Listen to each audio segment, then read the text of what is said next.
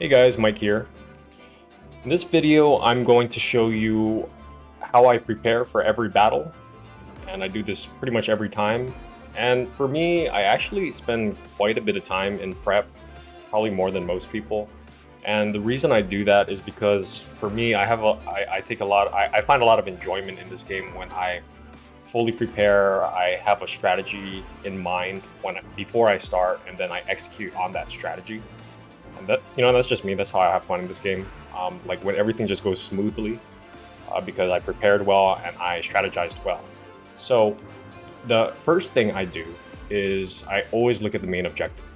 And you may think that's pretty obvious, but the reason I like to just consciously look at the main objective, so in this case it's rout the enemy, is because it sort of allows me, like in every step of the preparation, it allows me to think about what I'm doing and how it applies to the main objective, right? So rout the enemy, okay, so pretty much I have to kill everyone. So that means immediately I'm thinking, okay, everyone has to bring tools and, utility to clear out every single enemy, right? Whereas if it was just a boss kill, then, I always have that out. I can just kill the boss. I don't have to focus on every single unit, right? And then the next thing I'll look at are side objectives. So I'll go to swap spaces so I can view the map, and then I'm just looking for side objectives, usually like items or chests. In this case, there isn't any. And this is just a a skirmish. So there's probably not going to be anything particularly important, but I'm always just keeping an eye out on those things just to, so it's in the back of my mind, like, okay, hey, I need to prioritize this to some extent. All right, so after I have the main objective and the side objectives, then I will go to, I actually just keep looking at the map. So what I mainly look at are enemies and the map layout, right? So for this map layout, it's a lot of impassable walls. So even though there's flyers, they won't be able to fly past these walls, right? So it's a lot of just hallways and pathways. And yeah, so it's, there's a lot of choke points. And typically for these skirmish type of maps, the enemies will just try to swarm you. So, they're all going to be aggroed at once. So I have to find and I'm surrounded right now, so I have to figure out where I want to establish the front line and how I want to best have the enemies trickle in, particularly from one direction. That would be ideal. So I'm thinking maybe secure this room here, and then just have them let them trickle in here. I have this choke point here. This may not be ideal because it's 3 wide and it's a bit wide, especially for this low deployment count. But at least our butts will be protected. You could go this way maybe, and then just clear out these units. So I'm just thinking about the map layout, potential terrain I could take advantage of. Doesn't seem to be really any terrain here. And that's one thing I'm looking at. And then the next thing I look at is the enemies. And I will literally look at every single enemy, like a crazy person, to be honest. So I'm literally looking at all the enemies. I'm looking at their weapons. I'm looking at their attack. I'll check their rating sometimes. And then I'll check the average rating, like 113. So I have a general idea of what the grunt units are like. So these are like grunt units, right? They are base class level 17. That's like the lowest level units you'll find in this map, right? So I'm just looking at them and like, okay, not so bad. Flyers, not so bad. What is this guy? Axe Fighter, not so bad. Bit high with 38 attack, but I mean, that's be expected. He's an Axe Wielder, right? Axes typically have higher attack. Silver Axe might be a little bit nasty. Got silver, mostly silver weapons, silver lance. This asshole got a spear. Okay, so the next thing I look at, while I'm looking at the enemies, I'm looking for the asshole units, or the dicks. Units that are potentially going to be problematic, or, just basically dicks. So this guy's a dick right here, because even though he's a lance fighter, and he has a silver lance, kind of like the base level, he has a spear here. That spears are just annoying, right? They have that 1-2 range, they'll be able to counterattack you. So I'm already starting to think of strategies on how to counter that. So how I would counter the spear is I'll just break them with axes, right? And the reason I'm making these mental notes is because that's going to affect my next step, which is how the units are going to pick and what items that they bring, right? So, okay, I'm making a note. Spear. This guy's gonna be a dick. This guy here, Griffin Knight. Okay, so this is advanced class level 2. So he's substantially stronger than his counterparts on this map, right? We just Axe Cav, space class. And that's obvious too, because you can look at his rating 164, so his stats are clearly higher than the rest. And even though he's carrying a silver sword like the rest of his units, you know, 28 speed, that's gonna be a bitch to deal with. 35 attack, 154 hit. He's pretty much hitting everything. 62 avoid is like on the swordmaster tier. High res, like this guy is a dick unit. Okay, he's a certified dick. So this guy is not as much as a dick as this guy. Right? So I literally look at every unit. Axe armor, not a big deal, just hit him with magic. Sword flyer, mage, Elwind. Elwind could hit kind of hard, but 27, not as big a dick as other persons. And then you don't want to be surprised by dicks. Okay, so this guy's a dick. I'll tell you why. His rating is 121, so his stats are pretty high. And, you know, compared to the rest of the units here, like say this flyer, this is like only 113. So even though it's a thief, thieves in this game are pretty nasty. Like he has a 30 physical attack, and with that 23 speed, he's doubling everyone. So he's no joke. He's gonna shred units that he doubles. And you know, so this guy is a dick, even though it doesn't seem like it. And then we got other units here, flyers. We got 2 dicks here, 2 thieves, like the same rating, 121, right? And I'm like, okay, now I'm rethinking my strategy, because it's like, you know, if these guys are dicks or problematic units, like even this guy is not that bad. It's just a 105 armor rating. Just another armor here. I can shred these guys pretty easily. And they have low moves, so they're easy to advance on. But like I said, the thieves are dicks here, and it's like, okay, now I'm rethinking things a little bit, because originally I wanted to take this room. But then I'm thinking, that actually might be a good idea, because if I can get these dicks off of the map early, then, you know, that's out of four or five dicks that we identified. You know, if I can get them off early, that just makes the map easier, right? So I'm actually probably going to stick with that strategy, where I try to take these thieves out early. All right, so after I look at every unit, the items that they have, just who are the threatening units, then I will go to unit selection. And typically for the early maps, I actually turn off every unit like this, because the reason I do this is because I'm being very conscientious of who I'm bringing in and why I'm bringing them into the battle, right? So we know that those thieves are going to be problematic units, and so armors typically can shut down thieves with their high defense, usually. So I'll bring Jade here, and the reason I'm manually selecting them one by one is because it's putting in the back of my mind, it's really preparing me mentally and strategically of why I'm bringing these units. So Jade is here to shut down those thieves with the daggers, right? I don't want my mages or my, you know, just my basic fighters to fight against the thieves, really. That's why I'm bringing Jade, and, you know, I know in the back of my mind that's why I'm doing it. And then, you know, we saw a lot of armor, so I'm going to bring my magic. And granted, you know, I've been training these units up, so it's like, okay, of course I'm going to bring them. Then, of course, I'm going to need a healer, so I'm going to bring Fram. And then the flyers, Anna can take out the flyers with the bow, so that's why I'm bringing her. Lapis, I don't know, just Lapis is pretty strong right now, I'm bringing her. I do want a cavalry, I want a balanced army, so I can have movement range, so I can chip and dip and run all over the map to some extent.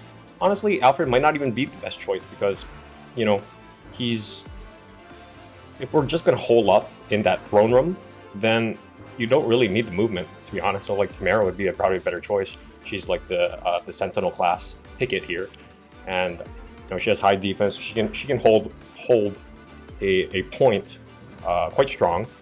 Maybe not as strong as Jade, but she can hold her own, like in holding a choke point. So like, see how, like, even though I have 8 selection here, that's why I made the conscious choice of choosing Tamara over Alfred, right? So like, if I didn't look at the map and think about what units I was bringing and like the enemies and all those factors, then I probably might have just jumped in this map with Alfred, and that would have been a totally unoptimal choice when I should have picked Tamara, right? Because Tamara is a stronger defensive unit.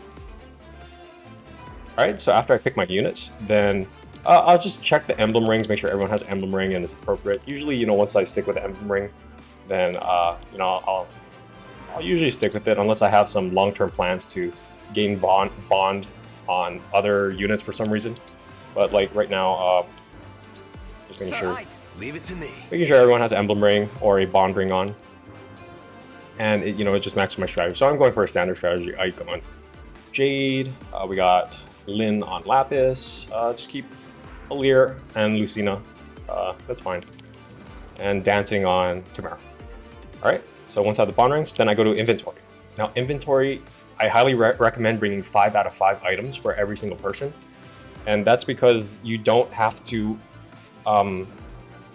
if you get new items, you just throw it in the convoy. It's no big deal, right? So it makes sense to bring all sorts of items. So I'm just double checking the inventory to make sure that, everybody's weapons has a purpose, right? So liberation's to build meter, steel blade for that final hit on all for one maybe.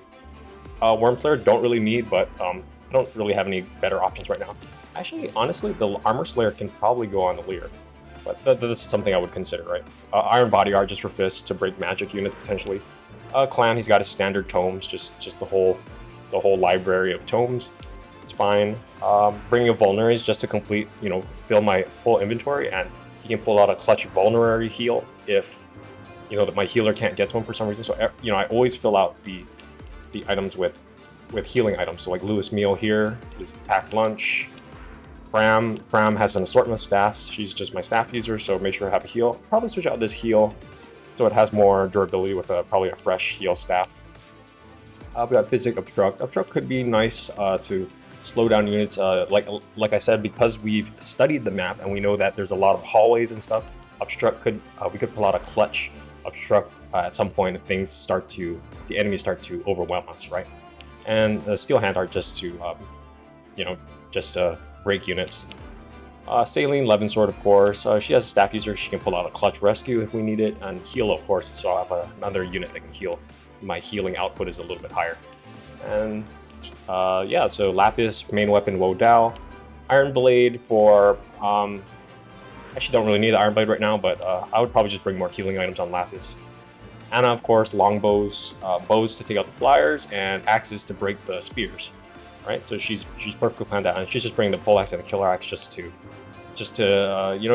we have options in case something goes strange, right? And Jade, same thing, axes, tomahawk for that 2 range. She looks pretty good. Pure water in case she needs to tank a mage.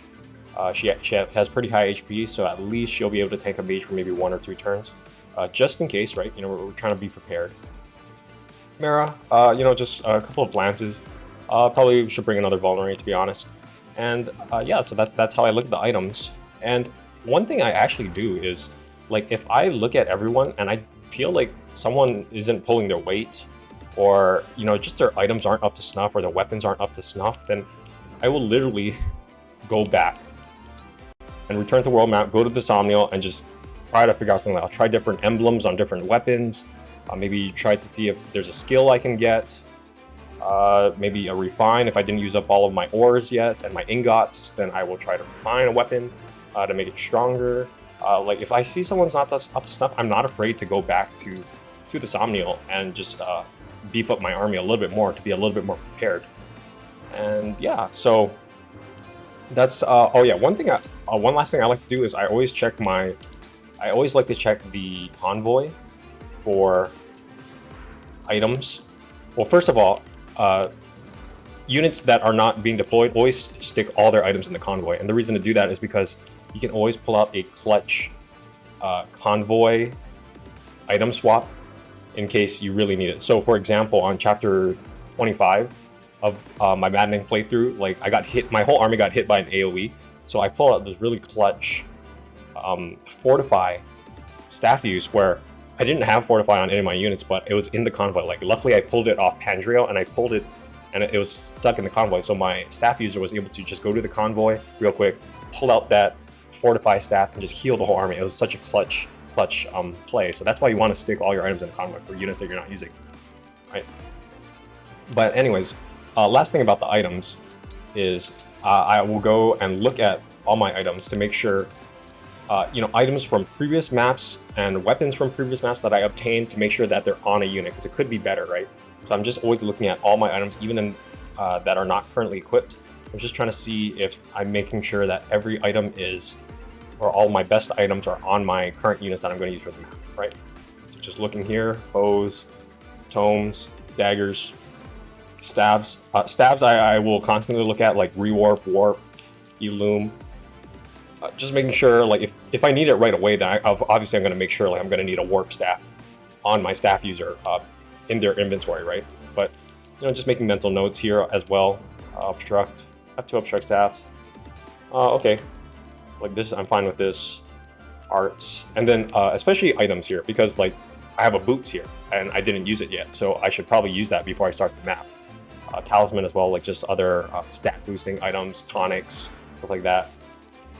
I'll also check for, like, vulneraries that only have 1 or 2 uses on them, because I'll prioritize using those first over fresh vulneraries.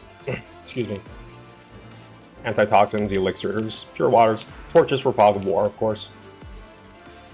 Yeah, just going through all the items, make sure every best item is being used, it's not being wasted. And yeah, that's how I prepare for maps. And then after that, I'll go to swap spaces. Now, for this map, it's pretty, the deployment is pretty compact, where all the units are together.